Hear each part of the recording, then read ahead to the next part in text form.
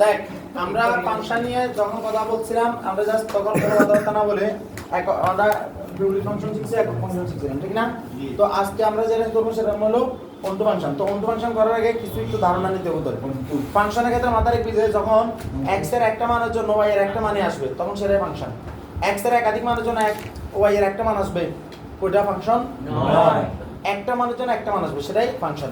তো ফাংশনে কয়েকটা চিত্র আছে ব্যাপারটা এরকম ধর যে এটা একটা এই মানে এটা একটা ধর তোর মানে এখানে কিছু মান আছে ধর এই সাইডে এভাবে চিন্তা কর ধর এখানে এই এখানে মায়ের নাম আছে এখানে সন্তানের নাম সন্তান আছে ঠিক আছে। ধর এখানে এইটা এইটা এইটা এটা এরকম শিখেছিলাম না? ধর এই সন্তানকে জিজ্ঞেস করা হলো যে তোমার মায়ের নাম কি, হাতে বলে এটা। এই সন্তানকে জিজ্ঞেস করলো তোমার মায়ের নাম কি, হাতে বলে যে এটা। এই সন্তানকে জিজ্ঞেস করলো তোমার মায়ের নাম কি, হাতে বলে যে এটা। এই সন্তানকে জিজ্ঞেস করলো তোমার মায়ের নাম কি, হাতে বলে এটা। খুব ভালো করে শুন, খুব ভালো করে শুন। এখান থেকে প্রত্যেকটা সন্তানের জন্য তাদের মা আছে, আছে না? এটা একটা ভ্যালিড ইকুয়েশন, এটা একটা ভ্যালিড রিলেশন। এটাকে আমরা ফাংশন বলতে পারি। এটা কি বলতে পারি? ফাংশন বলতে পারি। এখন একটু ধ্রুবের দিকে সাইলের দিকে মা যায়। এখন এখানে ধর এই যে এটা এটা এটা এটা এটা এই সন্তানের মা হলো এটা, এই সন্তানের মা এটা, এই সন্তানের মা এটা। এটা একটা ফাংশন কারণ প্রত্যেকটা সন্তানের কি আছে? মা আছে। ধর এখানে আমরা আবার সন্তানের কাছে গেলাম, আবার এখানে মায়ের কাছে গেলাম। এখন এই প্রত্যেকটা এই সন্তানকে জিজ্ঞেস তোমার মায়ের নাম কি, হাতে বলে এটা। এই সন্তানকে জিজ্ঞেস তোমার নাম কি, হাতে বলে এটা। এই সন্তানকে জিজ্ঞেস তোমার মায়ের নাম কি, হাতে বলে এটা। এই সন্তানকে জিজ্ঞেস তোমার মায়ের নাম কি, হাতে বলে এটা। এটাও ঠিক আছে, এটা একটা কি ফাংশন ফাংশন। এখন ধর এখানে দেখ এখানে দেখ এখন এদিকে দেখা এদিকে দেখা এই সন্তানকে জিজ্ঞেস করো তোমার মায়ের নাম কি, হাতে বলে এটা। এই সন্তানকে জিজ্ঞেস তোমার মায়ের নাম কি, হাতে বলে এটা। এই সন্তানকে জিজ্ঞেস তোমার মায়ের নাম কি, হাতে বলে এটা। এই সন্তানকে জিজ্ঞেস করো তোমার মায়ের নাম কি, হাতে বলে এটা। এখানে একটা মা পাওয়া গেছে যার সন্তান নাই। দুনিয়াতে এরকম কি মা আছে যার সন্তান নাই? আছে, অবশ্যই আছে। ঠিক আছে, এটাকে আমরা ফাংশন বলতে পারি। কথা কি ক্লিয়ার? এরপরে আয়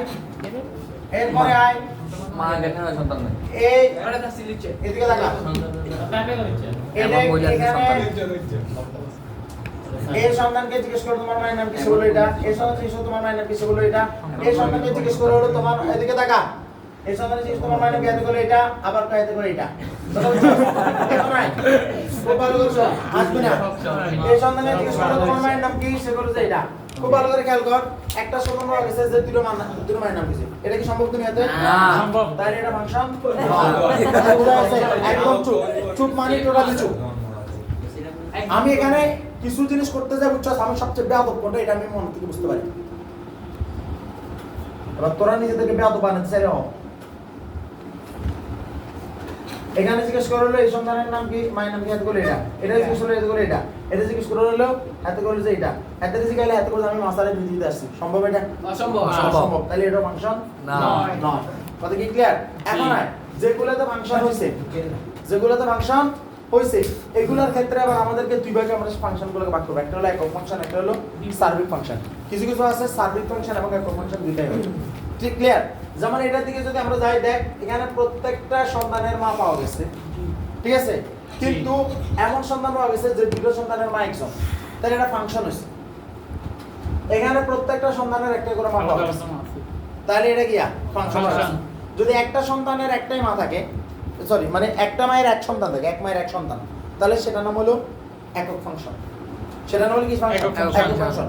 যদি এমন কোনো মা না থাকে যার সন্তান নাই, এরকম যদি পাওয়া না যায় যে প্রত্যেক মায়ের সন্তান আছে, সেটা একাধিক হোক বা একটা হোক কিন্তু আছে, কোনো মা নাই সন্তান ছাড়া, এরকম যদি সেট পাওয়া যায় সেটাকে সার্বিক ফাংশন বলে। যেমন এটার দিকে দেখা, এটাতে মা পাওয়া গেছে, প্রত্যেকটা মায়ের সন্তান আছে, তবে হ্যাঁ একটা মায়ের দুটো সন্তান আছে, এটা সার্বিক ফাংশন। কিন্তু এখানে প্রত্যেকটা মায়ের সন্তান আছে আমাকে একটা করে আছে, এটা একক ফাংশন এবং সার্বিক ফাংশন দুইটাই। কথা কি ক্লিয়ার? এখানে একটা মায়ের একাধিক সন্তান আছে কিন্তু প্রত্যেকটা মায়ের সন্তান আছে, তাই এটা শুধু সার্বিক ফাংশন। আর এখানে দেখ এটা সার্বিক ফাংশন না, আবার এটা একক ফাংশনও না, তবে এটা একটা ফাংশন। এটা একটা কি ফাংশন। কিছু কিছু ক্ষেত্রে এটা আমাদের কি যে সাধারণত ফাংশন অফ এই যে ধর x = 2x + 7 এটা হলো এটাকে আমি ধরুন এটাকে একটা ফাংশন বলা যায়। আবার মাথায় রাখবি যে y = যদি এরকম হয়, ধর সরি ফাংশন x = ফরমান যদি ব্যবহার করে সেখানেও কি হয় ফাংশন হয়, কিন্তু মাদারিক বি বর্গ বর্গ হইলে, ঘন হইলে, বর্গমূল হইলে তখন ফাংশন পাওয়া যায় না। না। কথা কি বোঝা গেছে? জি। এখন এবার আমরা এখন সার্বিক ফাংশন করব ইনশাআল্লাহ। সার্বিক ফাংশনের ক্ষেত্রে মাথায় রাখবে একটা জিনিস ঠিক বলে রাখি, যেমন ধর এটা যে বাঙ্গিলা দেখে দিকে টাকা সার্বিক ফাংশনের ক্ষেত্রে এটা কি এরকম দেখ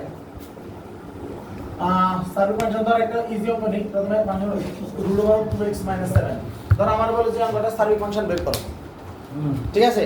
নরমালি সার্বিক ফাংশন শুরু আসে 4 নম্বরে আসে, আবার অনেক সময় একক ফাংশনের সাথে একত্র হয়ে তাও 4 নম্বরে আসে। একক ফাংশন কখনো এককভাবে 4 নম্বরে আসে না, এটা 2 নম্বরে আসে। তো তাইলে সার্বিক ফাংশন যদি আমরা বাইরে কিতাম যাই, প্রথম আমরা কইছিলাম ইয়েতুন ধর আন্ডারে একক ফাংশন করলো, তাহলে তো আমরা বাইরে কিতাম আছি, বুঝছি না? তো আন্ডার যদি সার্বিক ফাংশন বলে তখন আমরা এটা দিয়ে ভাবে লিখব যে ধর y = কত, y = ফাংশন অফ কত x, তাহলে y = কত পাওয়া গেছে √2 কত 2x - কত 7, তাহলে y² = কত 2x - কত 7, তাহলে 2x - 7 = কত y² বা 2x = কত y² + কত 7, তাহলে x = কত y² + 7 ডিভাইডেড বাই কত 2 পাওয়া গেছে না? x এর মান আমি এটা পাইছি, x এর মান কি পাইছি এটা পাইছি। এখন এই x এর মানটা x এর মান আমি যেটা পাইছি, x এর মান আমি যেটা পাইছি এটা আমি এখানে বসাবো। কোথায়? যে যেটা ফাংশন x ছিল ওইটাতে বসাবো। ওইটাতে বসাই যদি আমি যদি y এর মান পাই, মানে ওইটাতে যদি আমি যদি y পাই, তাহলে মনে হবে এটা একটা সার্বিক ফাংশন। আর যদি y না পাওয়া যায় তাহলে সার্বিক ফাংশন নয়। তাহলে ব্যাপারটা কিরকম দেখ, ভাষাগুলো প্রয়োজনে গাইড থেকে দেখে নিবি, তারপর আমি দেখে দিচ্ছি। দেখ x এর মানটা পাইছি না, পাইছি কিনা? এখন x এর মান আমরা যে বলছিলাম ফাংশন x = এত, তাহলে এটার দিকে তাকা, এই y = কত √2x - 7 কইছিলাম না, কইছিলাম কিনা? ও সরি, এখন আমরা এবার এখানে যাচ্ছি যে এই এখন f দাঁড়া এক মিনিট আমি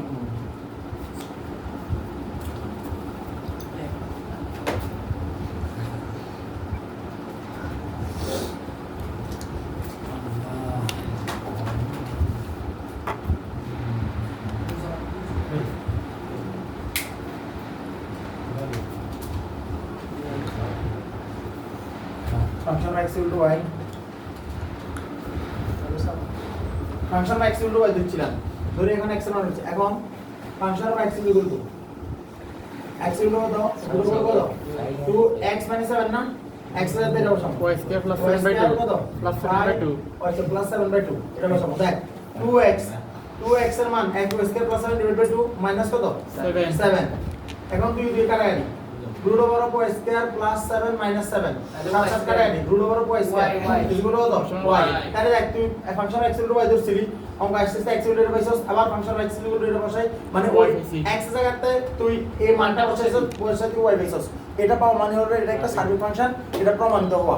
কথা কি বোঝা গেছে? এখন এটা তো একটা ইজি ম্যাথ, এটা একটা ইজি ম্যাথ, কিন্তু আমাদের অঙ্কগুলো আর কঠিন হিসেবে আসে। তো যেরকম আমি মন তোর একটা অঙ্ক দিই, তুই আমার অঙ্ক এটা করি দাও হলো। ধর function of x = function x = √2 7 - 2x, এটা সার্বিক ফাংশনটা বের করছে, ভিডিওটা পজ